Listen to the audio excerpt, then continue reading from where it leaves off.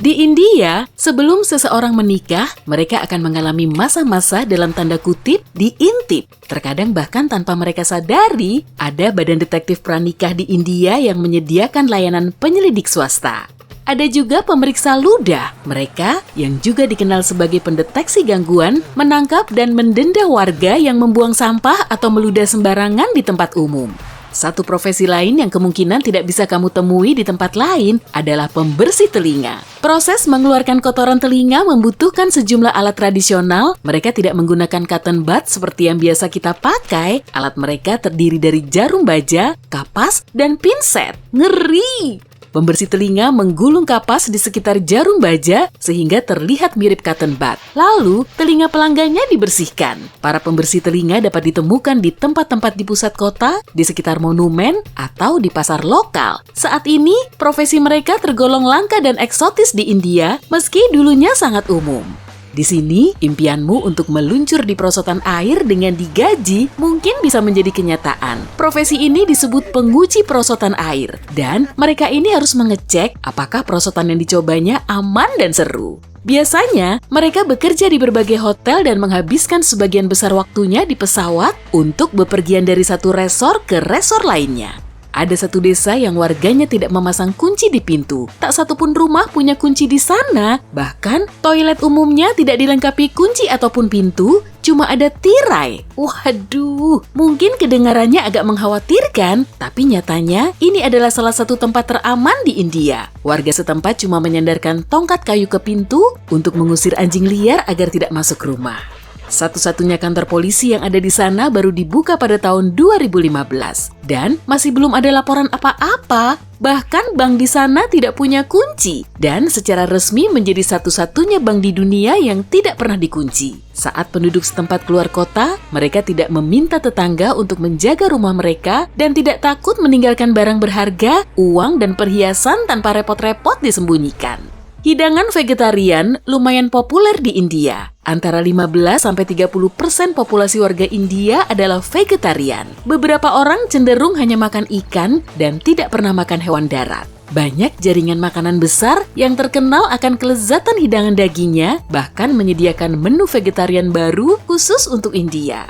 Peralatan makan tidak terlalu penting bagi banyak masakan tradisional India. Menurut orang-orang di sana, kari yang menggugah selera akan terasa makin enak kalau dimakan pakai tangan. Mungkin perbedaannya sama seperti saat kita makan nasi padang memakai sendok dan memakai tangan. Jadi lapar.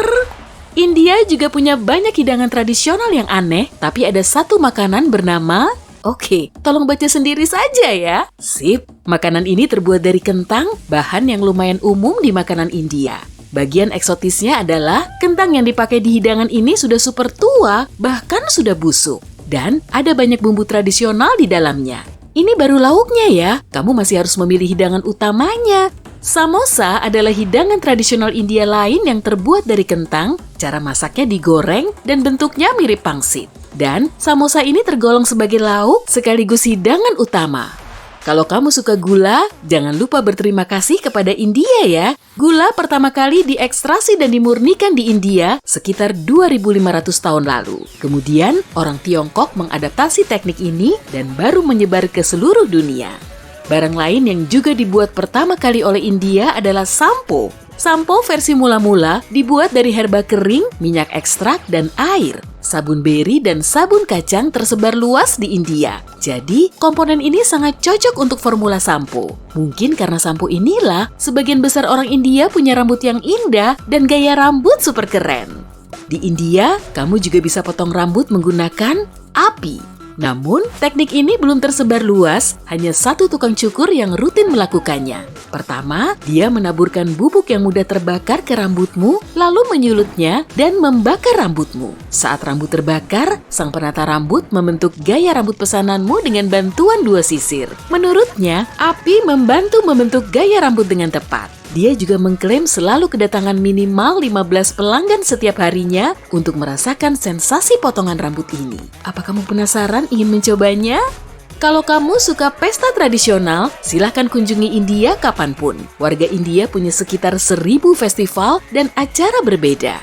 Mungkin saja kamu bisa menjadi orang pertama yang menginspirasi hari raya rambut gosong di sana. Tapi tenang, semua pesta lokal di sini sangat layak dilihat. Ada festival warna bernama Holi yang dirayakan untuk menandakan awal musim semi. Festival ini dimulai pada akhir Februari dan selesai pada bulan Maret. Festival ini melibatkan lempar-lemparan bubuk berwarna, jadi jangan pakai kaos putih barumu ke festival ini ya. Diwali adalah perayaan cahaya yang berlangsung selama 5 hari. Orang-orang saling memberi hadiah, biasanya berupa hidangan manis, serta menyalakan ribuan lilin dan lampu minyak. Tidak banyak negara lain yang punya perayaan unik seperti ini. India juga memegang banyak rekor dunia. Jam matahari terbesar di dunia terletak di kota Jaipur. Ini adalah menara setinggi 27 meter. Menara ini terbuat dari bebatuan poles dan bentuknya bagai mahakarya arsitektur. Bayangan jam matahari ini bergerak sekitar 6 cm per menit, jadi kamu bisa melihat menit per menitnya berlalu di sana. Setelah tertinggi, ada rekor terpanjang juga di India, yaitu kuku. Menurut rekor dunia Guinness, kuku jari terpanjang yang pernah ada dimiliki oleh seorang pria India. Panjangnya hampir sepanjang bus tingkat. Dia sudah memotongnya pada tahun 2018, tapi sebelum itu, total panjang semua kukunya sudah mencapai 9 meter. Ada juga rekor jumlah film yang diproduksi dalam setahun. Pada tahun 2018, ada 1.813 film baru yang dibuat di India. Saking banyaknya, kalau kamu ingin menonton semua film yang dibuat di India pada tahun 2018 dan menonton satu filmnya per hari, kamu masih akan menontonnya sampai memasuki tahun 2021. Pulau Sentinel Utara yang merupakan bagian dari India mungkin adalah salah satu tempat yang paling terpencil di dunia karena tidak ada yang bisa mengunjunginya. Orang asing tidak diterima di sana sebab penduduk lokalnya sangat tertutup dan selalu menolak kontak apapun dari luar. Tidak ada kapal yang diizinkan mendekat lebih dari jarak 8 km dan ada beberapa penjaga yang selalu berpatroli di area ini. Itu adalah salah satu dari sedikit tempat di dunia yang belum tersentuh peradaban modern. Baru-baru ini, pulau itu dibuka untuk para peneliti, tapi wisatawan masih belum bisa mengunjunginya. Beberapa tahun lalu, 2 ekor katak dinikahkan di satu kota pesisir bernama Udupi. Tujuannya adalah mendorong curah hujan. Karena di sana terlalu panas, suhunya lebih dari 48 derajat Celcius. Kedua katak ini mengenakan pakaian unik untuk acara ini dan mempelai wanitanya bahkan punya cincin jari kaki. Kedua katak ini berbulan madu di Manapala dan dilepaskan di sana. Sayangnya, keduanya harus berpisah beberapa bulan kemudian karena penduduk setempat harus menghentikan hujan deras yang entah gimana turun segera setelah pernikahan mereka. Bukan cuma 4, tapi total ada 6 musim di India. Menurut kalender India Utara, Barat, dan Tengah, musim semi India jatuh pada bulan Maret dan April. Lalu diikuti oleh musim panas. Musim panas dimulai pada bulan Mei dan selesai pada bulan Juni. Ini juga salah satu musim pernikahan. Lalu, datang musim muson alias musim hujan yang dimulai setelah titik balik matahari musim panas, biasanya pada bulan Juli dan berlangsung sepanjang Agustus. Setelah itu, datang musim gugur yang membentang dari akhir September sampai pertengahan November. Setelah musim gugur, ada pramusim dingin. Musim dingin yang sebenarnya baru dimulai pada bulan Januari dan berlangsung sampai Februari. Bahkan, masih ada banyak kalender lain di India, tapi semuanya punya 6 musim dengan perbedaan waktu yang tipis.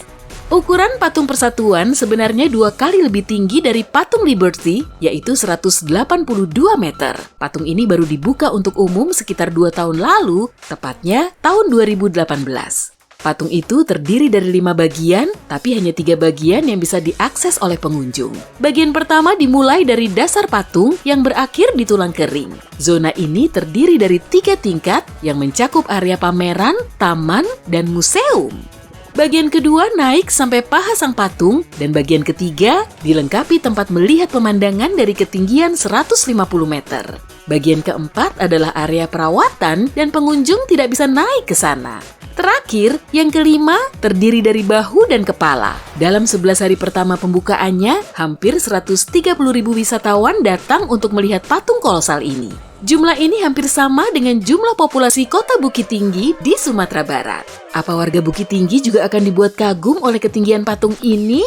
Kalau kamu orang Bukit Tinggi, absen di kolom komentar ya.